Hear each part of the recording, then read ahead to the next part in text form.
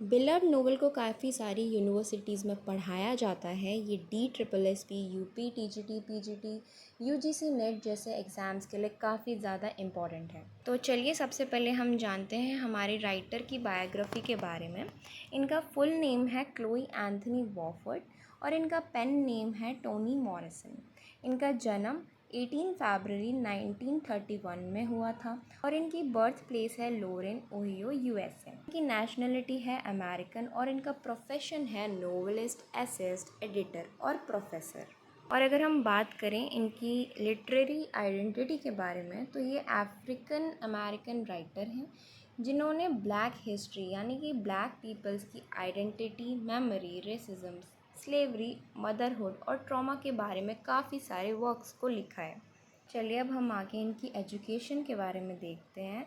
तो she studied English at Harvard university and graduated in 1953। यानी कि उन्होंने इंग्लिश की पढ़ाई करी हार्वर्ड यूनिवर्सिटी से और उनकी ग्रेजुएशन कंप्लीट हुई है 1953 में। And she completed her MA in English from Cornell University in 1955। यानी कि इन्होंने अपना मास्टर ऑफ आर्ट्स किया इंग्लिश में कॉर्नेल यूनिवर्सिटी से 1955 में और फिर आगे इन्होंने इंग्लिश को पढ़ाया काफ़ी सारी यूनिवर्सिटीज़ में। अगर हम बात करें इनके कैरियर के बारे में तो she work as an editor at Random House helping bringing the works for many black writers to wider readership. तो इन्होंने आगे चलकर काम किया, एडिटर का काम किया रेंडम हाउस में, जिससे ब्लैक राइटर्स को काफ़ी हेल्प मिली। और इनकी फ़र्स्ट नोवेल है द ब्लूएस्ट आई जो कि पब्लिश हुई है 1970 में। और इनके हम अदर मेजर वर्क्स को भी देख लेते हैं जैसे कि सुला वो 1973 में पब्लिश हुआ है, सॉन्ग ऑफ सोलोमन जो कि 1977 में पब्लिश हुआ है, टार बेबी 1981 में पब्लिश हुआ है और बिलव्ड हमारी पब्लिश हुई है 1987 में।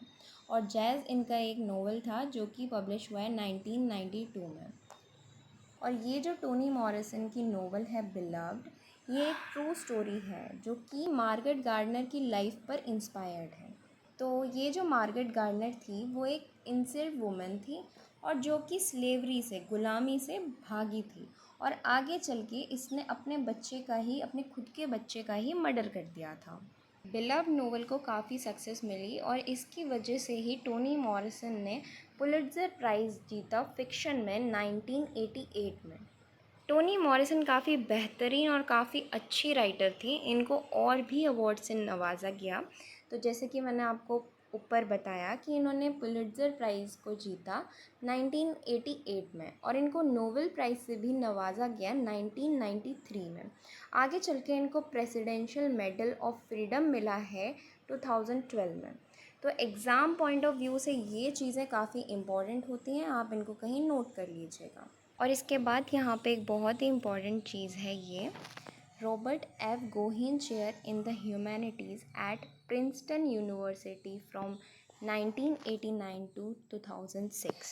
तो ये जो Robert F Goheen chair in the humanities Princeton university है, ये एक इंडोर्ड और प्रेस्टिजियस एकेडमिक पोजीशन थी और इसका नाम प्रिंसटन के former president Robert F Gohain के सम्मान में रखा गया था।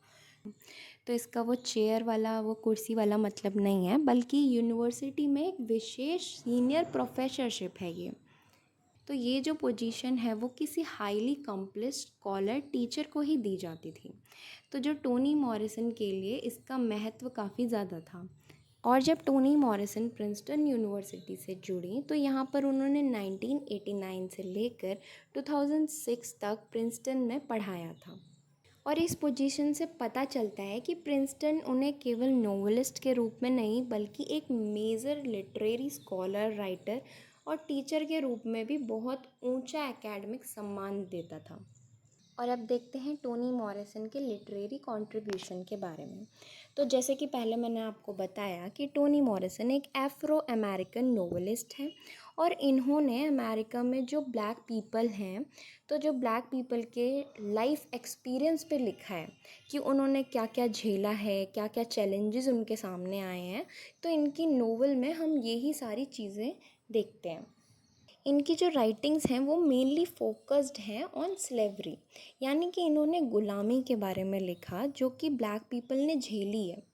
तो इन्होंने मेमोरी के बारे में लिखा है, ट्रॉमा के बारे में लिखा है, मदरहुड और आइडेंटिटी पर भी लिखा है। और फिर आगे है इनकी डेथ के बारे में। इनकी डेथ हुई है 5 अगस्त 2019 में, जब ये 88 ईयर्स की थी। और प्लेस ऑफ डेथ है ब्रोनिक्स, न्यूयॉर्क, यूएसए। और एक इनका बहुत ही फेमस कोट है, वो ये है, if there's a book that you want to read but it hasn't been written yet then you must write it. यानी कि कोई ऐसी बुक है जिसको आप पढ़ना चाहते हैं पर वो लिखी नहीं है अभी, तो आपको लिखनी चाहिए। और अब हम आगे देखते हैं की facts about beloved. Full name है बिलव्ड, ऑथर का नेम है टोनी मॉरिसन। इसको पब्लिश किया है 1987 में और ये इन्होंने लिखी थी अर्ली 1980s में। और जगह का नाम है एल्बनी, न्यूयॉर्क। लिटरेरी पीरियड है पोस्ट मॉडर्निज़म। और अगर हम जॉनरा की बात करें तो ये हिस्टोरिकल नोवेल है। ये एक गॉथिक हॉरर स्टोरी भी है, बिल्डुंग्सरोमन भी है। बिल्डुंग्सरोमन एक जर्मन टर्म है जिसका मतलब होता है चरित्र का उपन्यास, यानी कि इसमें चरित्र का निर्माण होता है। तो यहाँ पे जो हमारा मेन कैरेक्टर होता है वो साइकोलॉजिकली, इंटेलेक्चुअली, फिज़िकली उसकी ग्रोथ होती है। तो यहाँ पर इस नोवेल में, इस टाइप के इस जॉनरा में हमें हमारे मेन कैरेक्टर के चाइल्डहुड से लेकर उसके अडल्टहुड तक का सफ़र दिखाया जाता है। और जो नोवेल की सेटिंग है वो मेनली 2 प्लेसेस की है। एक तो सिंसिनाटी में है जो कि 124 ब्लूस्टोन रोड है, ये हमारे मेन कैरेक्टर का घर है। और साथ ही स्टोरी चलती है फ्लैशबैक में, जो कि मेमोरीज़ होंगी स्वीट होम प्लांटेशन, केंटकी में। तो इसकी 2 प्लेस सेटिंग्स हैं। तो अब हम नोवेल के कैरेक्टर्स को देखते हैं।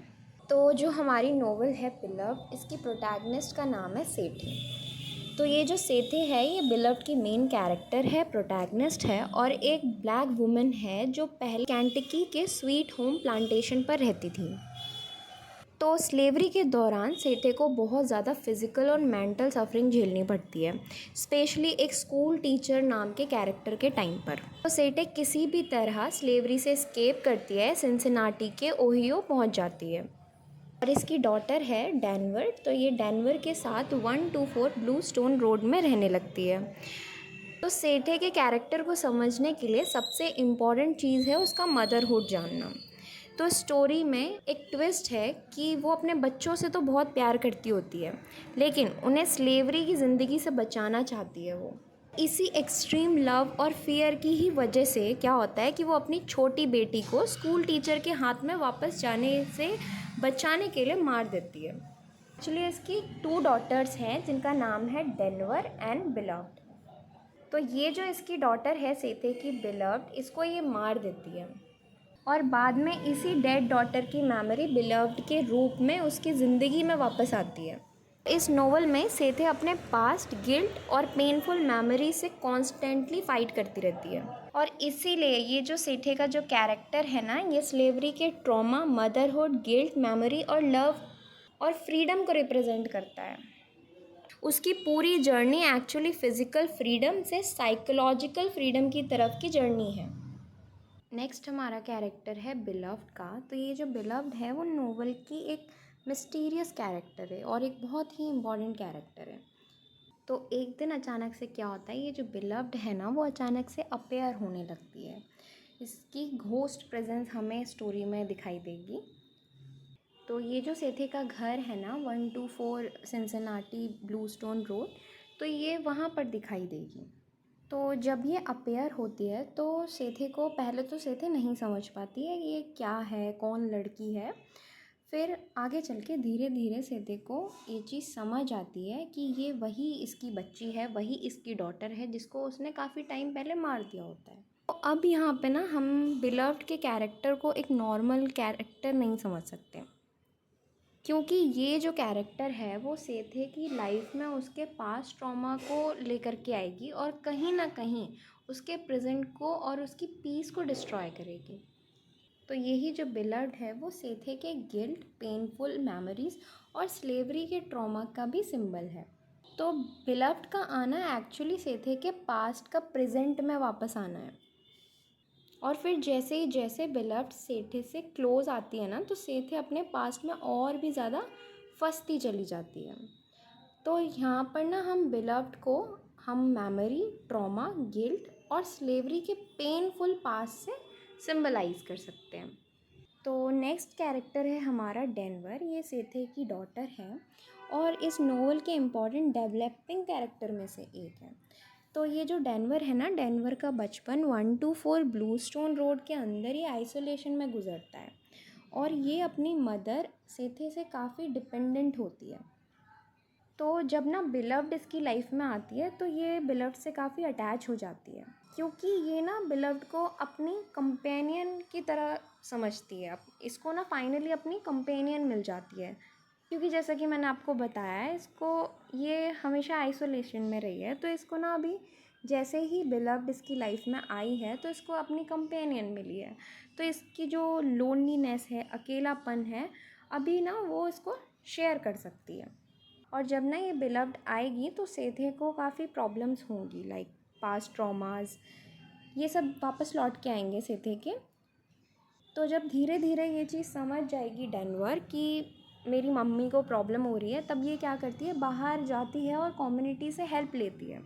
तो हमें ना उस टाइम पर इसके कैरेक्टर में ये चेंज देखने को मिलेंगे कि डेनवर जिसका बचपन ही पूरा आइसोलेशन में गुजरा है, जो कभी घर से बाहर नहीं निकली, लेकिन फाइनली वो हेल्प लेने के लिए कम्युनिटी के पास जाती है।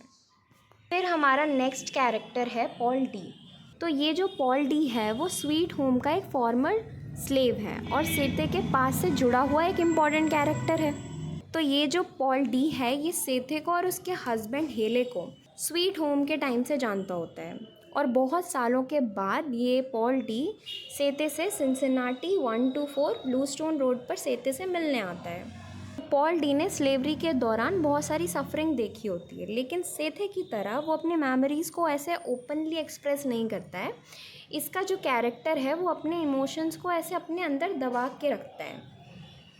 और हमारी नोवेल बिलव्ड में इसके हार्ट को टोबैको टिन कहा गया है। तो टोबैको टिन एक इम्पॉर्टेंट सिंबल है जो कि ये बताता है कि उसने अपने जो पेनफुल इमोशंस हैं वो अपने अंदर लॉक कर रखे हैं। और इसी वजह से पॉल डी सेटे को पास्ट में अटके रहने के बजाय फ्यूचर की तरफ बढ़ने के लिए एनकरेज भी करता है। और इसीलिए ये जो पॉल डी है वो सिंबलिक लेवल पर होप और न्यू लाइफ की पॉसिबिलिटी को रिप्रेजेंट करता है। फिर इसके बाद हमारा नेक्स्ट कैरेक्टर है बेबी सक्स। तो ये जो बेबी सक्स है ये सेथे की मदर इन लॉ है, सास है ये सेथे की, और सेथे का जो हस्बैंड है हेले की मदर है ये। और ये जो बेबी सक्स है वो खुद भी पहले स्लेव थी, लेकिन इसके बेटे ने यानी कि हेले ने अपनी मदर की फ्रीडम को ख़रीद लिया था। तो जब बेबी सक्स को फ्रीडम मिलती है तो ये ब्लैक कम्युनिटी की एक स्पिरिचुअल फिगर बन जाती है और वो लोगों को द क्लियरिंग नाम की जगह पर लेकर जाती है। वहाँ उन्हें अपनी बॉडी, हार्ट, माइंड और वॉइस से प्यार करना सिखाती है। तो ये जो बेबी सक्स है ना, जब सेते अपने बेबी को मार देती है तो बेबी सक्स इमोशनली बहुत ज़्यादा टूट जाती है और वो प्रीचिंग और कम्युनिटी से बहुत ज़्यादा दूर चली जाती है। फिर हमारा नेक्स्ट कैरेक्टर है हेले का, यानी कि सेते के हस्बैंड का। तो जैसा कि मैंने आपको पहले बताया कि ये जो हेले है वो बेबी सक्स का बेटा है और सेते का हस्बैंड है। तो हेले ना बहुत हार्ड वर्किंग है, केयरिंग है और रिस्पॉन्सिबल आदमी है। वो अपनी मदर बेबी सक्स को फ्री करने के लिए कई साल तक मेहनत भी करता है। और आगे क्या होता है, ये जो सेते हैं और हेले एक दूसरे से काफ़ी प्यार करते होते हैं और ये अपनी फैमिली बनाना चाहते हैं, लेकिन स्लेवरी उनकी फैमिली को कभी नॉर्मल फैमिली नहीं बनने देती है, कंटिन्यूसली डिस्टर्ब करती है। और आगे हेले और सेते दोनों साथ में स्केप करना चाहते हैं, लेकिन ये हेले स्केप कर नहीं पाता है। तो बाद में क्या होता है, स्लेवरी की क्रूएल्टी और सेथे के साथ जो वायलेंस होता है वो उसके माइंड पे बहुत ही ज़्यादा बुरा इफ़ेक्ट डालता है। तो ये जो हेले का कैरेक्टर है वो हमें ये शो करता है कि जो स्लेवरी है वो सिर्फ बॉडी के साथ नहीं हो रही, बॉडी को हर्ट नहीं कर रही, बल्कि माइंड को भी करती है। और हमारे नोवेल में ये चीज़ मेंशन है कि हेले स्केप नहीं कर पाता है। जो हमारी प्रोटैगनिस्ट है सेठे, ये तो स्केप कर जाती है स्वीट होम प्लांटेशन केंटकी से। फिर हमारा नेक्स्ट कैरेक्टर है और ये इस नोवेल का एंटागोनिस्ट है जिसका नाम है स्कूल टीचर। तो ये जो स्कूल टीचर है वो स्वीट होम प्लांटेशन का कंट्रोल ले लेता है जब मिस्टर गार्डनर की डेथ हो जाती है। अभी मैं बताऊंगी मिस्टर गार्डनर का कैरेक्टर भी। तो फिर क्या होता है, ये जो स्कूल टीचर है ये कुछ ज़्यादा ही क्रूअल है और इसके अंडर स्लेवरी और भी ज़्यादा क्रूअल हो जाती है। तो ये स्कूल टीचर ब्लैक स्लेव्स को नॉर्मल ह्यूमन बींग्स की तरह नहीं देखता है। वो उनकी बॉडी को मेज़र करता है, गलत गलत रिकॉर्ड्स बनाता है। तो यही ऐसी क्रूएल्टी करता है ब्लैक स्लेव्स के साथ। और इसके टाइम ही हमारी प्रोटैगनिस्ट सेठे के साथ भी बहुत ज़्यादा वायलेंस हुई होती है। और जो इसके स्कूल टीचर के जो नेफ्यूज़ होते हैं वो सेठे का फीडिंग मिल्क भी चुरा लेते हैं। और बाद में ये स्कूल टीचर सेठे और उसके बच्चों को वापस स्लेवरी में ले जाने के लिए सिंसिनाटी तक भी आता है। इसके बाद हमारे कैरेक्टर है मिस्टर गार्डनर, में भी यहाँ पे मेंशन नहीं है, मैं ऐसे ही बता देती हूँ। तो ये जो मिस्टर गार्डनर है वो होम स्वीट प्लांटेशन के ओरिजिनल ओनर होते हैं। फिर आगे क्या होता है कि ये जब इनकी डेथ हो जाती है तो वो स्कूल टीचर को स्वीट होम का मालिक बना देते हैं। तो ये जो मिस्टर गार्डनर है वो अपने स्लेव्स को दूसरे स्लेव ओनर के कंपैरिजन थोड़ा बेटर ट्रीट करते हैं। एक्चुअली ये थोड़े से काइंड हैं। और यहाँ पर ही हमारी नोवेलिस्ट, हमारी राइटर ने, मॉरिसन ने ये इम्पॉर्टेंट पॉइंट मेंशन किया है कि बाकी जो स्लेव ओनर थे वो कंपैरेटिवली थोड़े काइंड भी थे। और वो ये भी चीज़ मेंशन करती हैं लेकिन फिर भी स्लेवरी तो स्लेवरी ही रहेगी। फिर इसके बाद हमारा कैरेक्टर है स्टैम्पेड। तो ये जो स्टैम्पेड है ये फॉर्मर स्लेव है और ब्लैक कम्युनिटी का एक इम्पॉर्टेंट मेंबर है। और इसका रियल नेम जोसुआ होता है लेकिन ये अपना नेम स्टैम्पेड रख लेता है। तो ये जो स्टैम्पेड है वो स्केप्ड स्लेव्स की हेल्प करता है और कम्युनिटी के लोगों के लिए बहुत कुछ अच्छा काम भी करता है। ये एक्चुअली हेल्पफुल बनता है थोड़ा। तो जब सेथे भी स्केप करती है ना तो ये सेथे की हेल्प करता है, बहुत इम्पॉर्टेंट रोल प्ले करता है जब वो स्केप कर रही होती है। तो स्टैम्पेड का कैरेक्टर कम्युनिटी सपोर्ट सेक्रीफाइस को रिप्रेजेंट करता है। उसके थ्रू मॉरिसन ये दिखाते हैं कि स्लेवरी के अगेंस्ट स्ट्रगल सिर्फ इंडिविजुअल लेवल पर नहीं थी बल्कि ब्लैक कम्युनिटी के लोग भी एक दूसरे की हेल्प करते थे। माइनर कैरेक्टर है वो भी यहाँ पे मेंशन नहीं है, मुझे ऐसे नहीं दिख रहा। तो वो कैरेक्टर है एला। तो ये जो एला है वो एक ब्लैक वुमेन है जो खुद भी स्लेवरी के दौरान बहुत पेनफुल एक्सपीरियंस से गुजर रही है। और एला बहुत ही स्ट्रॉन्ग और बहुत प्रैक्टिकल कैरेक्टर है।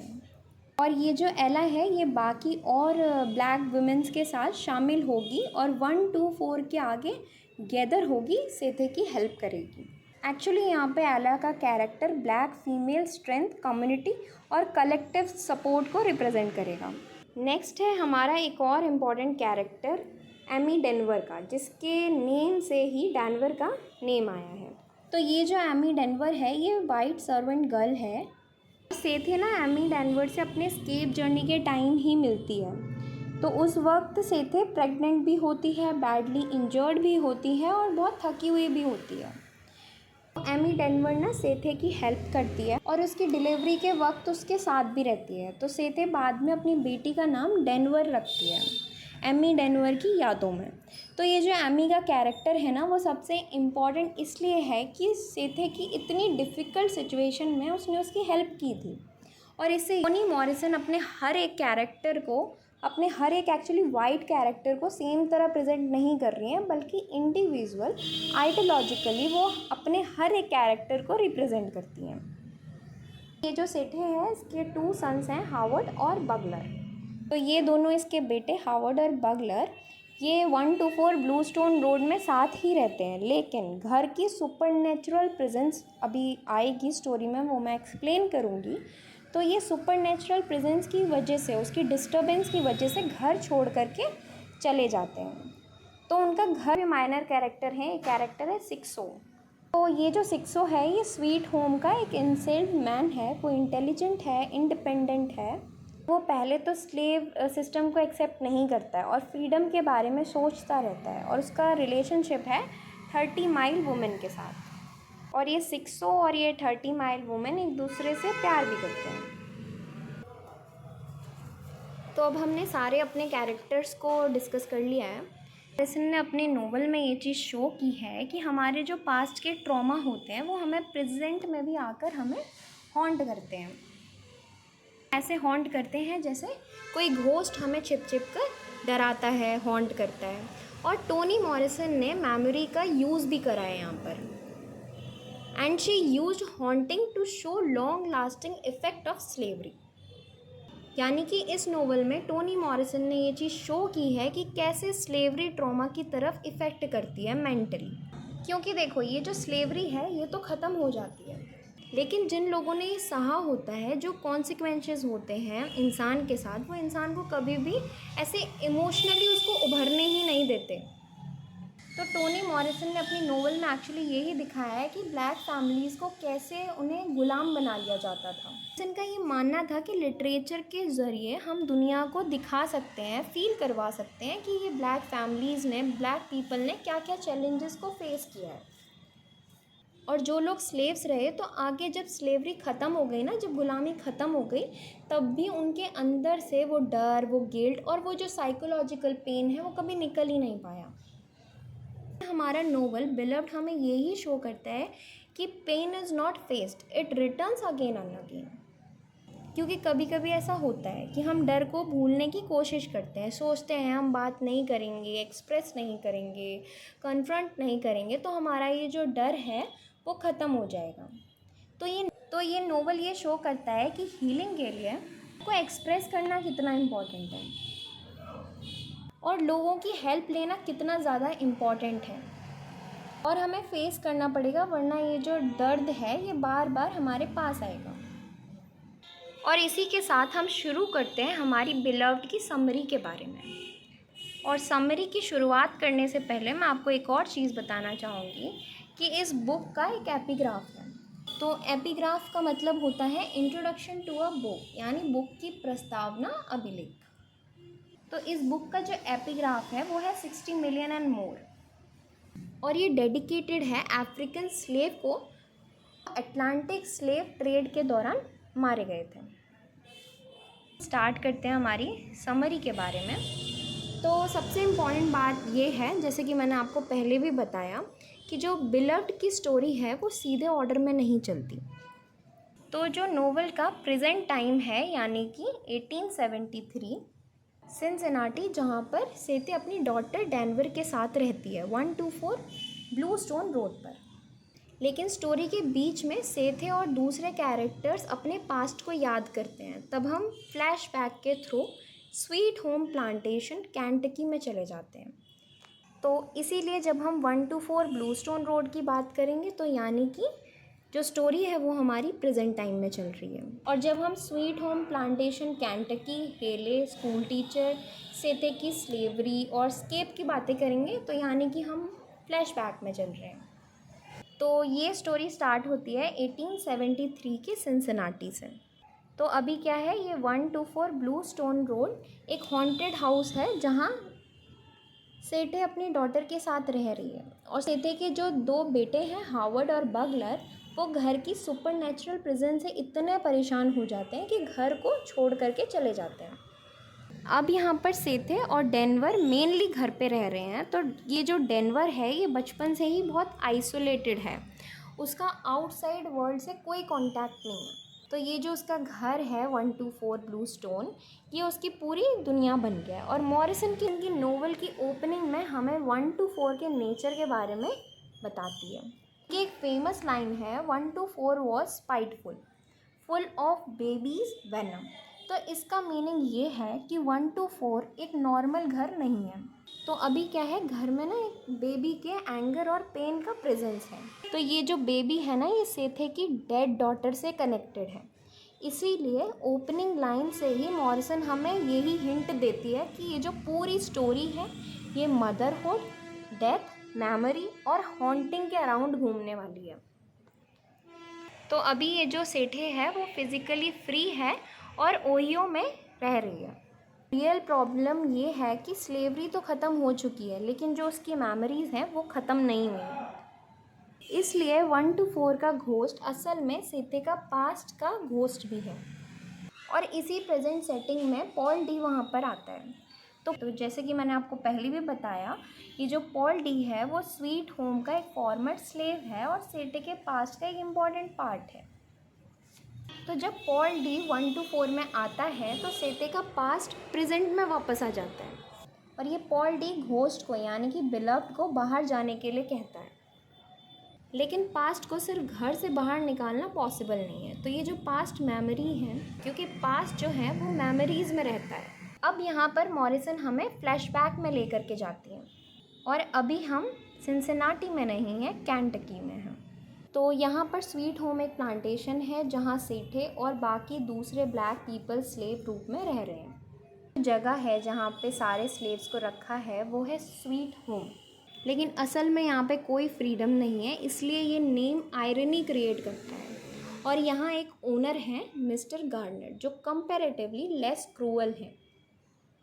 हाँ, तो मॉरिसन के लिए ये इम्पॉर्टेंट है कि कंपैरेटिवली काइंड स्लेव ओनर भी स्लेवरी के सिस्टम का पार्ट है। तो स्वीट होम प्लांटेशन में सेथिक के साथ पॉल डी, पॉल ए, पॉल एफ, सिक्सो और हेले जो कि सेथिक का हस्बैंड है, ये सब भी इंसेल्ड हैं वहाँ पर।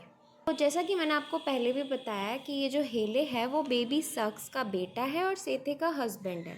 तो ये जो हेले ना अपनी मदर की फ्रीडम को ख़रीदने के लिए बहुत सालों तक मेहनत करता है।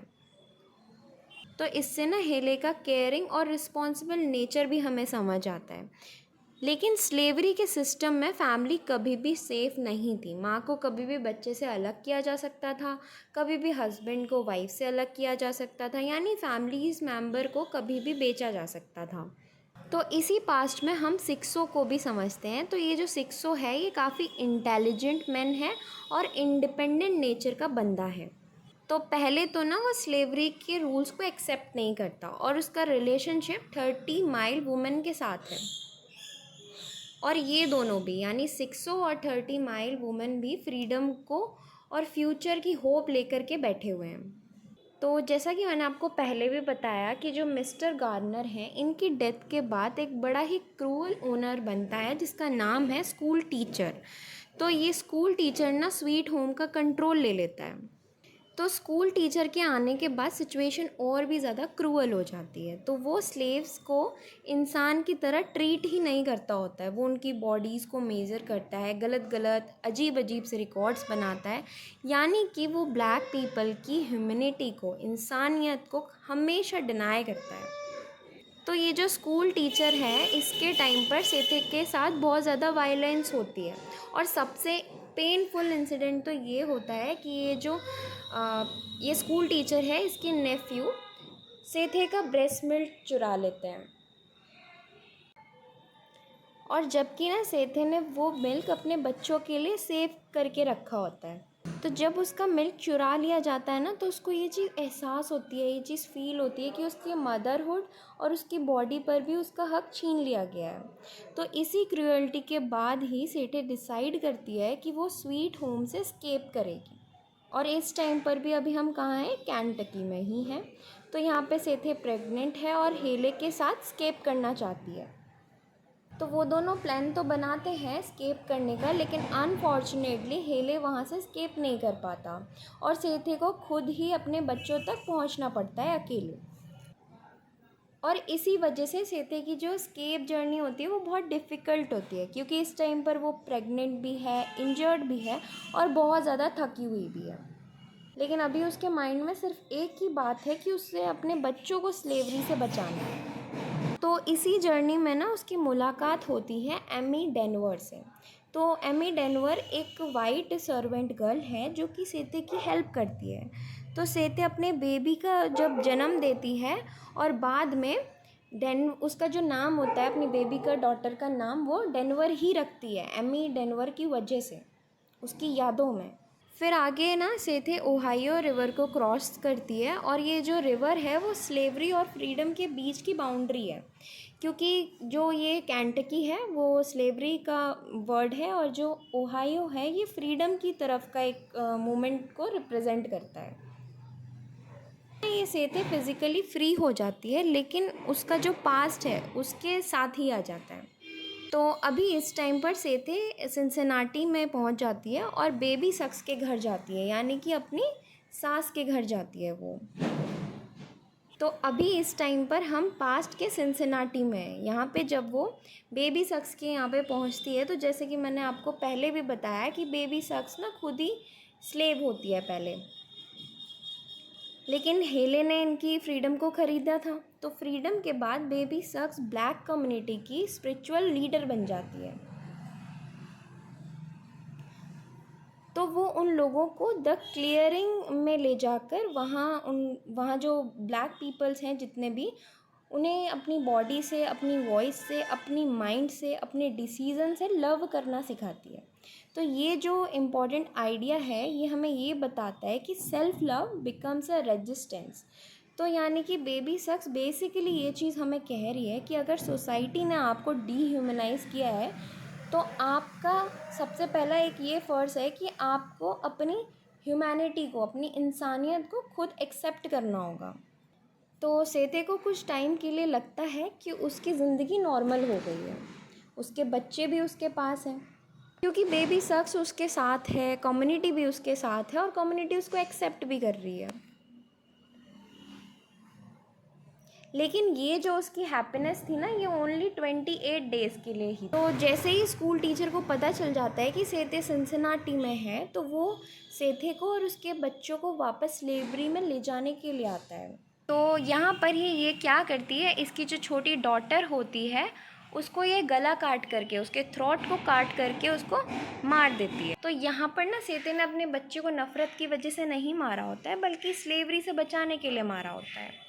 तो जब सेथे अपनी बेटी को मार देती है, अपनी बच्ची को मार देती है, तो जो इसकी मदर इन लॉ है बेबी सक्स, ये ना इमोशनली बहुत ज़्यादा टूट जाती है। तो इसी जगह पर ना मॉरिसन यहाँ पे रीडर को एक बहुत ही डिफ़िकल्ट क्वेश्चन देती है कि अगर स्लेवरी इतनी क्रूअल है कि एक मदर को डेथ जो है वो स्लेवरी से बेटर लग रही है, तो असली जो क्राइम है वो सिर्फ उस मदर में ही है क्या? उस सिस्टम का भी तो है ना।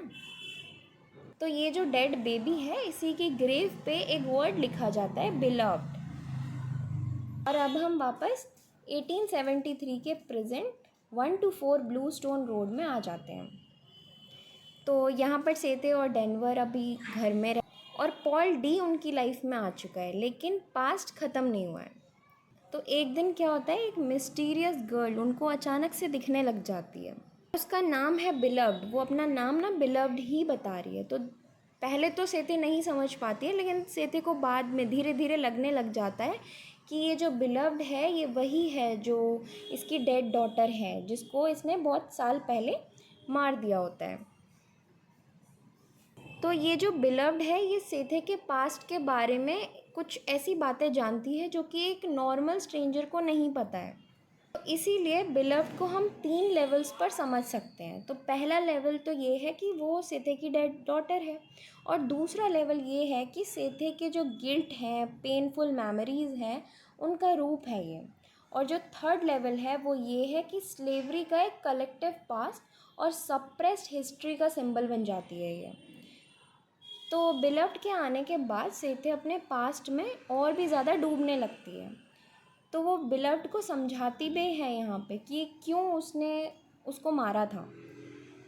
तो सेथे चाहती भी है कि बिलव्ड समझे उसकी बात कि उस वक्त पर सेथे के पास और कोई सेफ़ ऑप्शन नहीं था, और इसी वजह से धीरे धीरे सेथे अपनी प्रेजेंट लाइफ को भूलने लगती है। वो बिलव्ड को अपनी सारी एनर्जी खर्च कर देती है बिलव्ड के ऊपर, लेकिन फिर भी ये जो बिलव्ड है इसकी डिमांड्स बढ़ती चली जाती हैं, और इसी वजह से सेथे की हेल्थ और मेंटल कंडीशन ख़राब होती है। तो यहाँ पर ना मॉरिसन का एक बहुत ही इम्पॉर्टेंट आइडिया समझ आता है हमें कि पास्ट को दबाने के बजाय, जो मतलब हम चाहते होते हैं ना कि हाँ पास्ट को हम दबा लें, पास्ट ख़त्म हो जाएगा, तो ऐसे होता नहीं है। तो ये जो पास्ट है वो हमारे पास बार बार आता है, और वो तब तक आता है जब तक एक बड़ा ट्रॉमा नहीं बन जाता। ठीक है, तो मतलब ये जो पास्ट है ये एक ट्रॉमा बने, उससे अच्छा है कि हम इसे अच्छे से इसका सामना कर लें। और फिर आगे ना डेनवर डिसाइड करती है हेल्प लेने की। तो हमें यहाँ पे डेनवर के कैरेक्टर में काफ़ी मेजर चेंजेस हमें देखने को मिलते हैं कि जो डेनवर इतनी आइसोलेटेड थी, घर में ही रहती थी, तो अभी वो पहली बार घर से बाहर जाने से बिल्कुल भी डरती नहीं है। वो कम्युनिटी के पास जाती है हेल्प मांगने के लिए। तो एक कैरेक्टर है लेडी जॉन्स। तो सबसे पहले तो वो लेडी जॉन्स के पास जाती है और लेडी जॉन्स तैयार भी हो जाती है उसकी हेल्प करने के लिए। फिर एक कैरेक्टर है स्टैम्पेड, और ये स्टैम्पेड जैसे कम्युनिटी मेंबर्स भी सेथे के और ब्लैक कम्युनिटी के सर्वाइवल में इम्पॉर्टेंट रोल प्ले करते हैं। तो एक और यहाँ पे एक लेडी है ईला नाम की। तो ईला भी इस सिचुएशन को समझ के सेथे की हेल्प करने के लिए दूसरी और लेडीज़ को इकट्ठा करती है। तो जो और ब्लैक वुमेंस होती हैं 1 to 4 के पास गैदर होती हैं, और ये सीन बहुत ही ज़्यादा इम्पॉर्टेंट है क्योंकि यहाँ इंडिविजुअल पेन कलेक्टिव सपोर्ट से कन्फ्रंट होता है। तो यहाँ ना सेथे अकेले अपने ट्रॉमा से नहीं लड़ पा रही थी, लेकिन कम्युनिटी उसके साथ खड़ी होती है, तो इवेंचुअली बिलव डिसअपियर हो जाती है। तो अब ना सेथे बहुत वीक हो चुकी है और तभी पॉल डी वापस आता है। तो यहाँ पे ना पॉल डी एक बहुत ही इम्पॉर्टेंट और बहुत ही पावरफुल लाइन कहता है कि you are your best thing Sethe, you are. तो इस लाइन का सिंपल मीनिंग ये है कि सेथे को ना फाइनली अपनी वैल्यू को समझना होगा। वो सिर्फ एक मदर नहीं है, वो सिर्फ एक फॉर्मर स्लेव भी नहीं है, वो सिर्फ एक विक्टिम भी नहीं है, वो एक इंडिविजुअल, एक ह्यूमन बीइंग है। और यही नोवेल का एंड होता है और यही नोवेल के एंड का सबसे इम्पॉर्टेंट मैसेज है। तो अब ना एंडिंग में मॉरिसन मेमोरी और फॉरगेटिंग का कॉन्फ्लिक्ट भी दिखाती है। तो नोवेल की ना एक बहुत ही फेमस लाइन है कि it was not story to pass. इसका सिंपल मीनिंग ये है कि बिलव्ड की जो स्टोरी है वो इतनी पेनफुल है कि लोग उसको याद नहीं करना चाहते। लेकिन आप इसकी आयरनी देखिए कि मॉरिसन खुद ही स्टोरी को हम तक लेकर के आई, और ये जो लाइन उन्होंने लिखी है इसका डीपर मीनिंग ही यही है कि पेनफुल जो हिस्ट्री होती है उसको इरेज नहीं करना चाहिए। और वो इरेज इसलिए नहीं करना चाहिए क्योंकि अगर हम स्लेवरी के पास्ट को भूल जाएंगे तो हम के विक्टिम्स के सफरिंग को भी भूल जाएंगे। तो इसीलिए मॉरिसन का काम सिर्फ सेटे की पर्सनल स्टोरी बताना नहीं था, वो एक पूरी हिस्टोरिकल मेमोरी को प्रिजर्व करती हैं यहाँ पे। और मदरहुड के लेवल पर बिलव्ड एक बहुत ही इम्पॉर्टेंट क्वेश्चन पूछता है कि अगर सोसाइटी में कोई मदर है और एक मदर को अपने ही बच्चे को स्लेवरी से बचाने के लिए डेथ चूज़ करना पड़े, डेथ चूज़ करने पे वो मजबूर हो जाए, तो असली जो प्रॉब्लम है वो उस मदर के डिसीज़न में तो नहीं है। तो ये जो प्रॉब्लम है वो उस सोसाइटी के आइडियोलॉजी में भी तो है। इसी क्वेश्चन की वजह से सेथे का जो कैरेक्टर है वो और भी ज़्यादा कॉम्प्लेक्स बन जाता है। और आखिर में हम कह सकते हैं कि ये जो बिलव्ड है वो सिर्फ एक भूत की कहानी नहीं है, ये स्लेवरी की कहानी है, एक माँ की कहानी है और एक यादों की कहानी है। और ये साथ ही एक ट्रॉमा की कहानी है, एक फ्रीडम की कहानी है, और सबसे बढ़कर तो ये एक हीलिंग की कहानी है। तो ये जो हमारी प्रोटैगनिस्ट है सेथे, ये स्वीट होम से भाग तो आई थी, लेकिन स्वीट होम इसकी यादों से कभी निकला ही नहीं। और टोनी मॉरिसन हमें यही समझाती है कि पास्ट ख़त्म हो सकता है, लेकिन उसकी यादें तब तक ज़िंदा रहती हैं हमारे साथ जब तक हम उससे समझकर उसका सामना ना करें। तो इसीलिए बिलव्ड की पूरी जर्नी को हम इस तरह समझ सकते हैं कि स्लेवरी से स्केप, स्केप से फ्रीडम, और फ्रीडम के बाद ट्रॉमा, ट्रॉमा के बाद मेमोरी, मेमोरी से हॉन्टिंग, और हॉन्टिंग से कन्फ्रंट्रेशन, कन्फ्रंट्रेशन के बाद हीलिंग की पॉसिबिलिटीज़। और यही है टोनी मॉरिसन की बिलव्ड की सबसे गहरी बात। Thanks for watching, do subscribe to my channel.